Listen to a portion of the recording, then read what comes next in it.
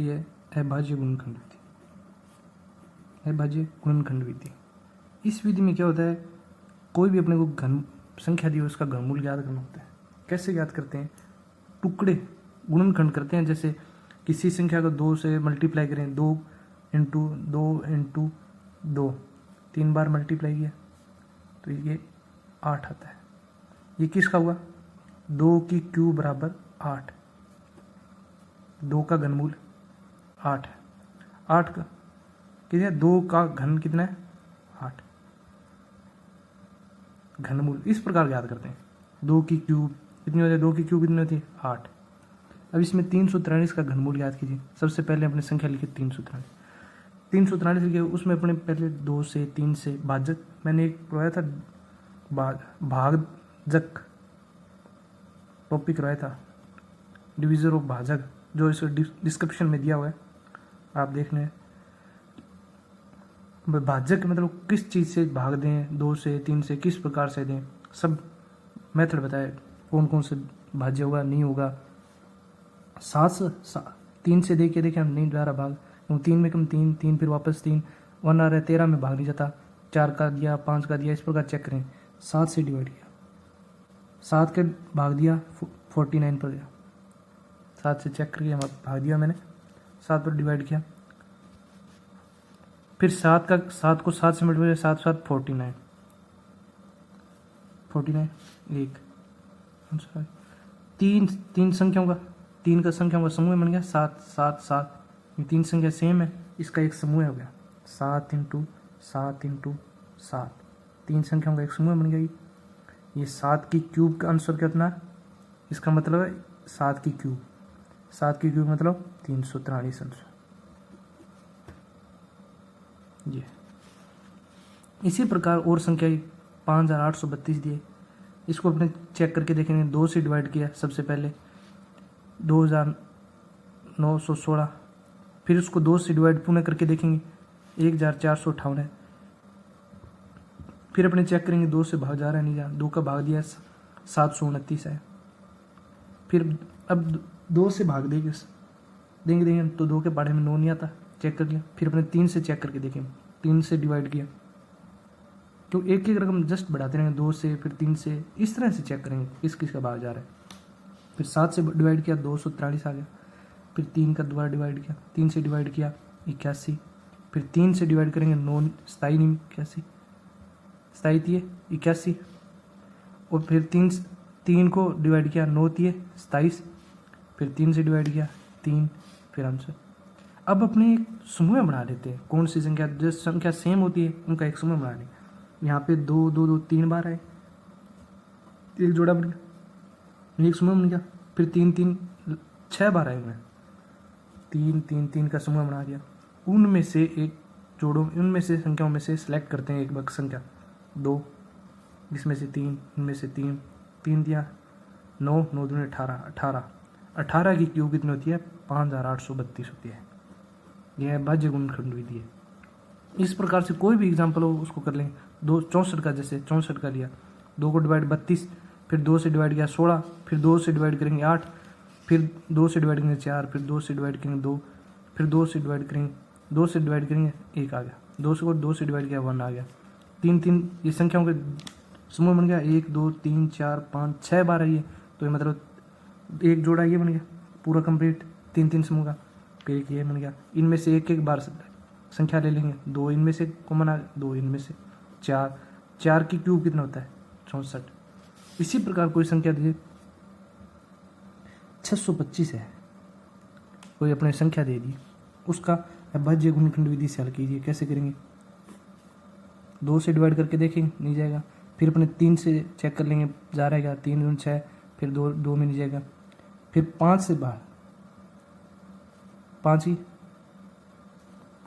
से डिवाइड करके देखिए, 5 से कम 5, 5 दूनी 10, 5 दिया 15, चेक करने अब जाता है नहीं जाता है, वो हमें संख्या पता लग जाए पूर्ण घन संख्या है नहीं है, ये तो जांच करनी होती है ना। फिर 5 से दिया 2 1, फिर 2 3 से 7, फिर 7 के डिवाइड देंगे क्या ये पूर्ण घन संख्या है? नहीं। 625 पूर्ण घन संख्या नहीं है, क्योंकि यहाँ पर 3 3 का समूह नहीं बन रहा। यहाँ पे 2 ही आई है, यहाँ पे एक बार 3 है, यहाँ पे 7 है, इसमें एक 5 की कमी है, इसमें 2 3 की कमी है, इसमें 2 7 की कमी है, 2 बार 7 की कमी है, तो ये पूर्ण घन बनता, तो ये पूर्ण घन बनता। इसलिए 625 एक पूर्ण घन संख्या नहीं है। 7 की नहीं है, तो इस प्रकार से अपने चेक कर लेते हैं किसकी घन संख्या पूर्ण घन संख्या बन रही है, नहीं बन रही। एक एग्जाम्पल और है,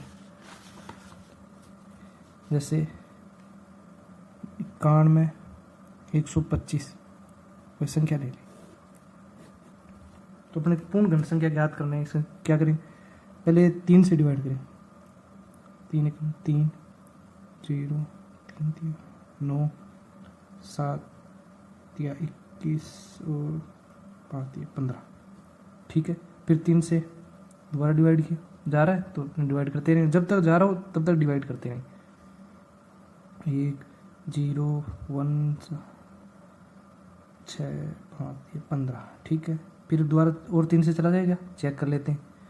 3 दिया 9, फिर 9 3 दिए 9 7 दिए 21 5 दिए 15। अब चेक करेंगे, अब 3 से जा रहा है, हाँ जा रहा है। 1 1 2 5। अब और चेक कर लेंगे, जा रहा है क्या, अब भी जा रहा है 3 7 5, ठीक है। अब दोबारा और चेक करके देखेंगे, अब जा रहा है क्या, अभी भी जा रहा है 1 2 5। अब 3 से भाग नहीं जाएगा, 5 से, क्योंकि अब कौन से जिस 5 इकाई अंक है, 3 में आएगा या 5 में आएगा। 5 से डिवाइड 25, 5 की 5 5 1। अब अपने क्या कर लेते हैं, अविभाज्य गुणनखंड विधि से किया है। अब भी इसका सबसे पहले 3 3 का समूह बना लेंगे, 3 3 संख्याओं का।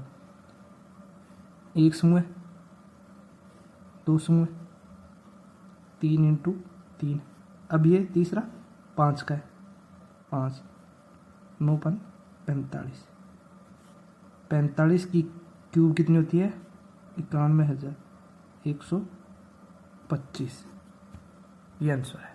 इस प्रकार ये अभाज्य गुणनखंड विधि से हल करते हैं। ये तो पहला मेथड हो गया। अब दूसरी है आकलन विधि। आकलन विधि,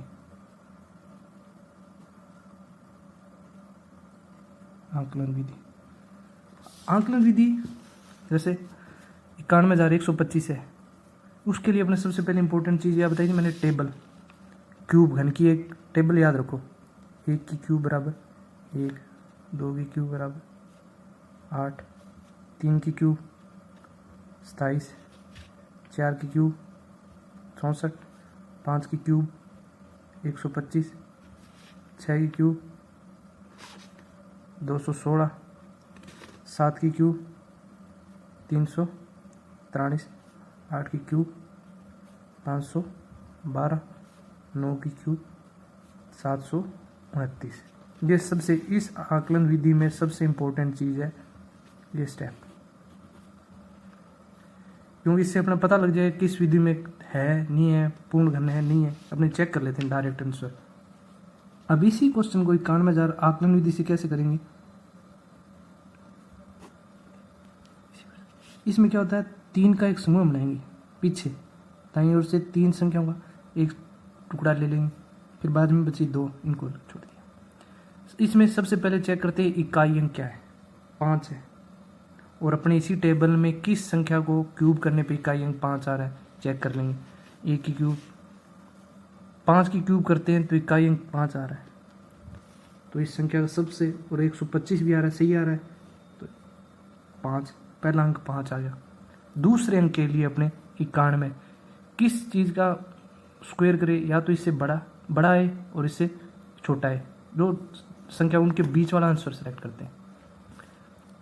क्यूब किया, 3 की क्यूब की 27 की, 4 की क्यूब किया 64, 5 की क्यूब 125, बड़ा आ रहा है, तो इससे जस्ट 4 की क्यूब 64 आ रहा है, ये आंसर। यहाँ से 4 45 डायरेक्ट आंसर। इसी प्रकार एक दो एग्जाम्पल और मैंने लिखे हैं यहाँ पे 10,648 है, ठीक है। इसमें सबसे पहले 3 का एक समूह बनाएंगे, उसमें इकाई का अंक चेक किया 8 आ रहा है।